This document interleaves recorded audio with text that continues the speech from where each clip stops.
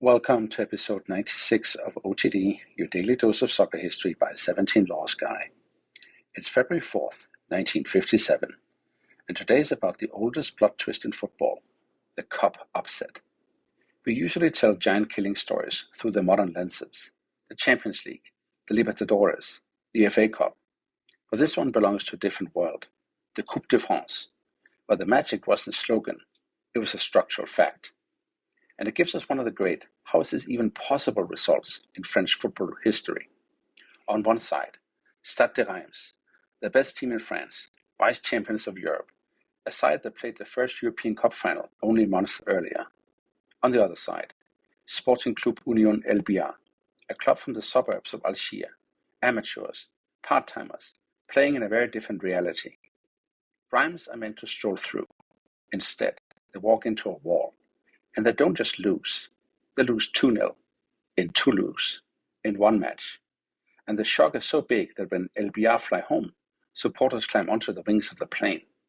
That's the image of the day.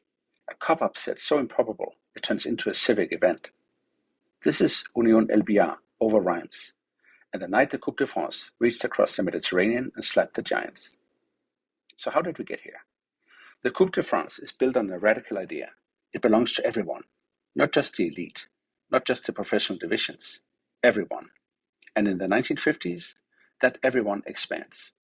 Clubs from French North Africa, Algeria, Tunisia, Morocco are increasingly drawn into the competition a few years after the policy change that opens the door in practice.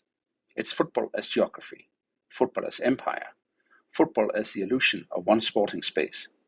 But in 1957, that sporting space is not calm. The Algerian war has begun. The atmosphere is tense, politicized, and sometimes violent, which is why this match lands with an extra charge.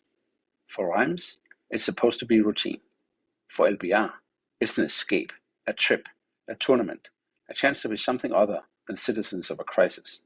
And for the Coupe de France, it's the perfect stage, one game, neutral ground, no second chances if you don't get your act together. Now, Stade de Reims. If you know European football history, you know the name. This is the great Reims of the 1950s, Albert Bateau's team, the team of rhythm and intelligence, the team that exports French football into the modern European imagination. Their spine is full of internationals. Robert Jonquet at the back, a pillar, Armand Penverne, Raymond Sissi, Michel Hidalgo, who decades later will coach France to European glory, Jean Vincent, and Leo Glowacki, and the elegant heartbeat of Reims' forward play, Roger Piantoni. And how about Just Fontaine, the man who will soon set the World Cup scoring record, is not there that night, absent for military reasons. But even without Fontaine, this still Reims, a European level 11, a team people travel to watch because their football is supposed to be a display. Then there's Union El Biar, different world. El Biar is a suburb of Algiers. The club is amateur.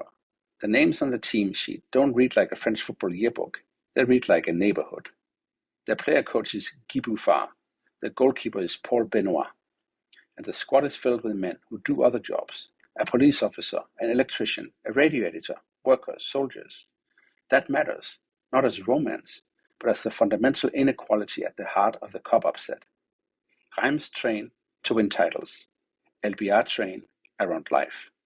And yet they arrive in Toulouse with something Reims can't buy, a plan, a collective edge, and the freedom of being the team nobody expects to win. Reims come into the tie after cruising past Mulhouse in the previous round. El Biar have already survived their own path, including a tie that takes more than one attempt to finish. So the French professionals expect this script: early Reims goal, controlled match, handshake, next round. But then the match begins. And the script burns in the first 5 minutes. In the 4th minute, El Biar win a free kick. Buffard, the player coach, steps up. He hits it and scores. One shot, one goal. Reims have barely adjusted their socks, and they are already 1-0 down to an amateur club from Algiers. Reims respond the way big teams respond. They push the line up, they dominate territory, they start collecting chances. But El Biar don't panic. They defend with discipline. And when they counter, they do it with purpose, not hope. Then, around the 20-minute mark, the second blow lands. Roland Almodovar breaks through and finishes 2-0. 2 shots, 2 goals. And suddenly the match is flipped from cup tie to existential problem. Because the most dangerous thing for a giant is not conceding. It's conceding twice, early, to a team that now has a reason to believe. Reims try to reset. They build attacks through Hidalgo, Vincent, Glovarsky, Piantoni. They shoot from range, they cross, they try to force the game back into normality. And then the key moment arrives, that the one that becomes the hinge in every upset story. Reims win a penalty, a lifeline, a way back in. Michel Hidalgo takes it, and he misses. Not just a miss that changes the emotional temperature of the game.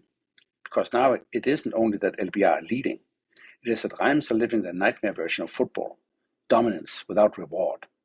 At halftime, the score is still 2-0, and there's a surreal detail that captures his psychology. The Reims president, Henri Chamin, has offered champagne, bottles sitting there, waiting for the expected celebration. The LBR players look at them and wonder if those bottles will ever be opened for them. The second half is siege. Reims throw everything at it. They shoot again and again. They hit the woodwork. They flood the box. But LBR defend as if the match is a single long clearance. And behind them, goalkeeper Paul Benoit repels everything. In the end, the match finishes with the kind of quote you hear after every upset, because it sounds like the universe laughing. Our opponent had 3 shots and 2 goals. We shot 20 times and missed everything. The final score, Union El Biar 2, Stade de Reims 0. And the Coupe de France does what it has always done at its best. It reminds the Giants that one match is not a guarantee, it's a lottery ticket. Now to the aftermath. In France, the result is treated as a national sensation. But in Algiers, it becomes something else, a moment of collective release. The LBR delegation returns home as heroes. The airport becomes a crowd scene. People push so close to the aircraft that some climb onto the wings. For a brief moment, football creates a strange pause in the daily pressure, a week where people talk about Buffard's free kick and Benoit's saves instead of the headlines. And then reality returns, hard. Within days, bombs exploded stadiums in and around El Biar and Belcourt, killing and injuring civilians. The cup tie that felt like unity is followed by the reminder that the country is in a conflict that football cannot contain. On the pitch, the magic doesn't last long. El Biar's cup run ends in the next round, eliminated heavily by Lille. And El Biar themselves do not survive the decade. As a football institution, the club later becomes defunct. Reims, meanwhile, absorb the humiliation and then do what great teams do. They don't fold. They reset. They finish high in the league that season. And the following year, they win the double, league and cup, just before the 1958 World Cup, where France reached the semi-finals and Just Fontaine turns goals into history. So the upset doesn't break Reims, but it does something else. It marks them. Because for all their trophies, for all their European finals, this is one of the matches people still bring up when they talk about the Coupe de France. And that takes us to the wider so what? Where does this sit among French cup upsets? Right near the top. The Coupe has had other giant killings that become national stories. Calais run in 2000, Crevilly's run, amateur clubs knocking out League One royalty, tiny towns turning into television events. But El Biar over Reims has a special status for 2 reasons. First, the victim. This wasn't a mid-table professional side. This was the European vice-champion, the team that had recently stood toe-to-toe with Real Madrid on the biggest stage. And second, their geography. This upset didn't just cross division. It crossed the Mediterranean, at a moment when the political bond holding that geography together was already breaking. A cup tie became a symbol, whether it wanted to or not. And there's one more twist that makes this story very OTD. The giant killing club becomes a memory. The giant becomes a memory too. Reims never returned to the 1950s throne as a permanent resident. They drift, decline, rebuild, re-emerge. But the era of Reims as the central power of French football belongs to that decade. So the upset becomes a photograph, a fixed moment. A reminder that football's hierarchy is always temporary, but its stories are permanent. Before we close, 3 things to take away from February 4, 1957. First, cup magic isn't magic. It's math. One match, neutral ground, no room for slow starts, and suddenly the best team in the country can be eliminated by a team of part-timers if the timing and psychology align. And second, the most dangerous moment for a Giant is the early concession. Reims weren't outplayed for 90 minutes. They were shocked in the first 20, then trapped by the scoreboard, chasing, forcing, missing, tightening. And third, football never lives outside history. This was an upset, yes, but it also happened in the shadow of a war, during a period when sport was being asked to play the role of unity, while reality was moving in the opposite direction. On this day in 1957, in Toulouse, an amateur club from El Biar in Algiers beat European finalist Stade de Reims 2-0, a giant killing so complete it turned into a homecoming riot on the wings of an airplane, and a Coupe de France legend that feels impossible to this day.